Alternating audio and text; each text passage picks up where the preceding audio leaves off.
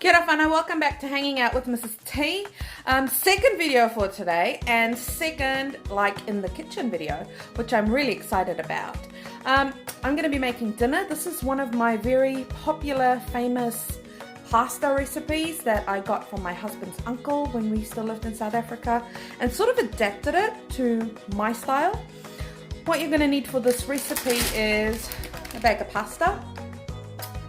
This recipe works with any pasta. Some frankfurters.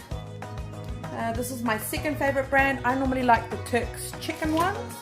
You're going to need a tin of tomatoes. I do like the ones that come with like capsicum and onion or oregano or garlic and that kind of stuff. And you're going to need a tin of evaporated milk.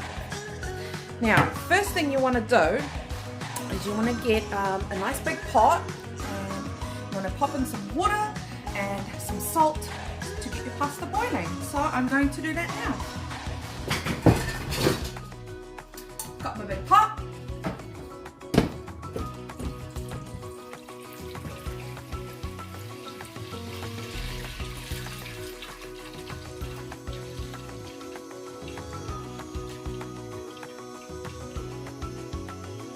Takes a while. Okay, I filled my pot up about, I'd say 3/4 of the way, maybe 2/3. Got my salt. A good way to know how much salt to put in is how my dad would say it is, needs to be as salty as the sea, and just add a little bit more after that. So I just normally eyeball it, but if you are a measuring person, maybe about a tablespoon and a half. Is my suggestion. Okay, I'm going to pop that on. I'm going to get it to a rolling boil, then I will add my pasta in. So on it goes, turning on my stove. That should take about 5 to 7 minutes to boil. While I'm waiting for the water to boil, I'm going to be chopping the sausages and frying them in my little pot with a little bit of garlic, crushed garlic, and a bit of butter. Okay, hope you enjoyed the time lapse.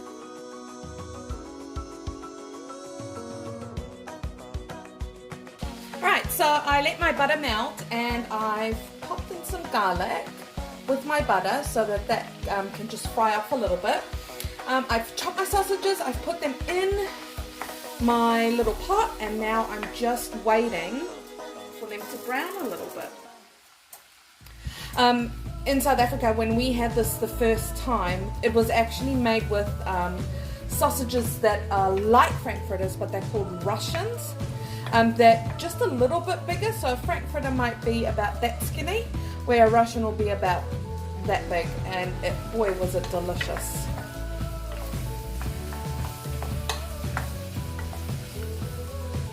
This doesn't take too long to brown off the sausages. Once we're done, then I'm going to add in the tin of tomatoes and a little bit of pasta water, because once the pasta starts cooking, it releases some of its starch into the water, and if I add a little bit in here, then it will help the sauce to thicken up. Right, there we go. Our sausages are pretty much ready. So I'm going to add in the tin of tomatoes right after I pour about, I don't know, not half a bag, a little bit more than that. Maybe 3/4 of a bag of pasta. So tonight I'm making it with the San Remo curls. I prefer it with the shell pasta. However, like I said before, this works with any pasta recipe.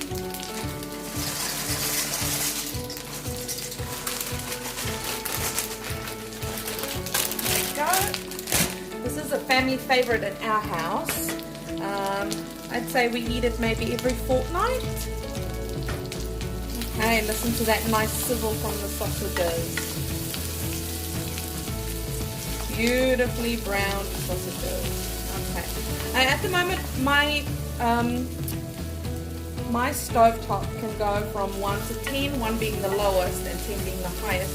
At the moment I'm sitting at an 8, that's my preferred number to cook. But I am going to drop it down to about a 4 so that it doesn't burn the sausages or the tin of tomatoes.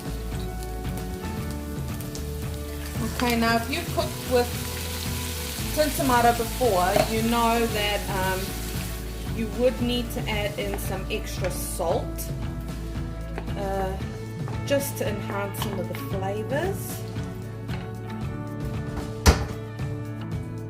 So give it a dash of salt. Not too much, not everyone likes a lot of salt. And some good old cracked pepper.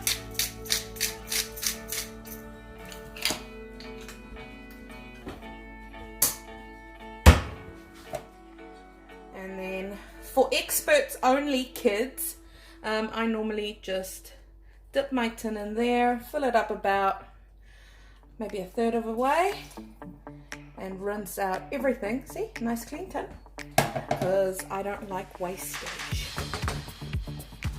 Alright, give that a nice stir and pop a lid on until your pasta is ready. Now the pasta's going to take another 7 to 10 minutes. I'm actually going to set the timer for 10 minutes, that way I know it's ready. In the meantime, I'm going to busy myself by not showing you all my dishes, by showing you what the next steps are. So, I take my evaporated milk, open it up. These are the new fancy Pam's tins, which I think is really cool. And I'm going to empty it into here. But I'm going to show you something very cool. If you flip your tin fast enough, nothing will pour out. You can see there that it's open. Yeah. Okay, watch this. Oh, it only paused for a second. Okay, I'm going to try it again. Oh, bam! Science! And I'm going to tilt it so that it all pours out. You can do this one of two ways. I prefer 2 minutes in the microwave. It just warms up the evaporated milk. Or you can do it on the stovetop as well. I'm all for, saving electricity and all of that. Not that a microwave's any better. But yeah, so once my pasta's cooked, I will drain it. I will pop this in the microwave and put it on for 2 minutes and put everything in the big pot and mix it all together, which you will see shortly. But I'm now going to do the manual grating.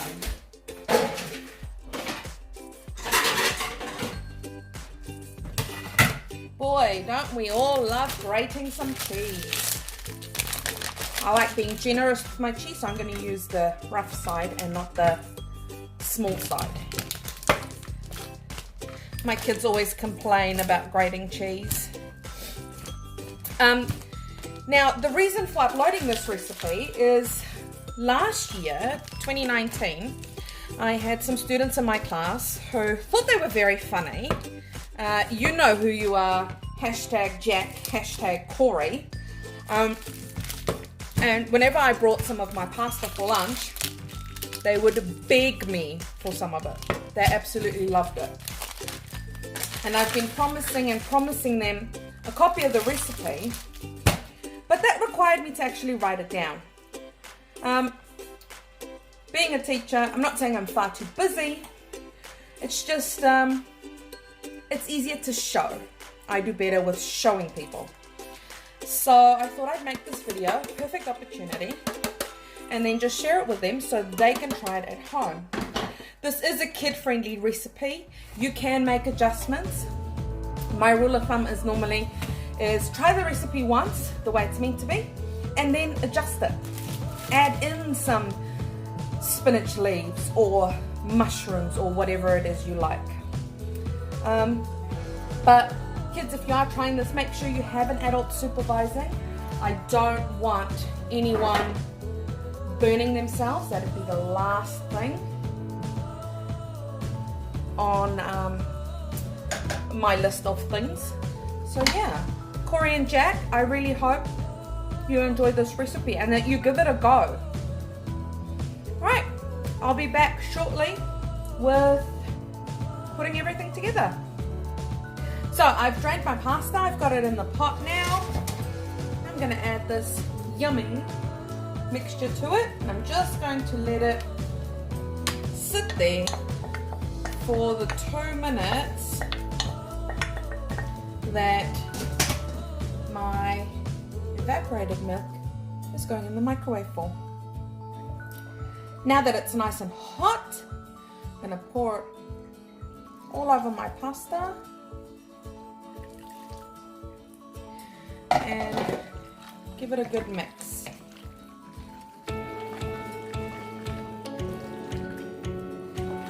Now I know you must be thinking, ooh, evaporated milk, yuck. Actually, it gives the pasta not a sweet flavor, just really delicious. And if you think of Alfredos and pastas like those also have dairy in it. And as a final touch, I'm going to sprinkle over my pre-grated cheese and mix that in as well. One of the most important things with this pasta is for it to stand. So you need to have it rest for at least 10 minutes. And you give it another stir before you dish up. Traditionally, we'd serve this pasta for adults with peri-peri oil or some sort of chili sauce that complements it.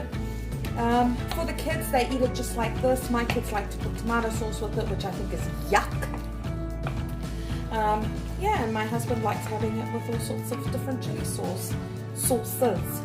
And I prefer chipotle sauce.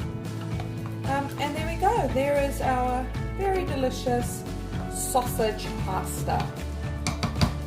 Awesome. Hope you try it. I hope you enjoy it. Ka kite.